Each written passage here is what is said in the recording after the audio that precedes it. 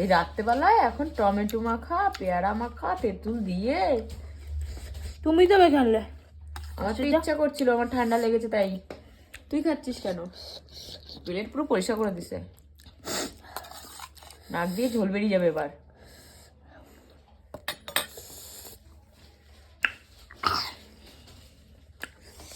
খেতে কেমন লাগছে সেটা বল। খুব ভালো। হ্যাঁ, খুব ভালো।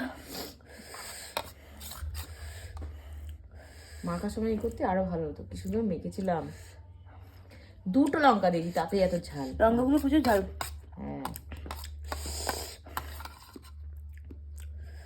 রাত্রেবেলা কেউ বলে মাখা চাকা খায়, মাখা খেতে হয় দিনের বেলা, দুপুরবেলা বসে শীতের মধ্যে ছাদের উপর বসে। সেদিনকার যাওয়ার সময় দেখছি কতগুলো কর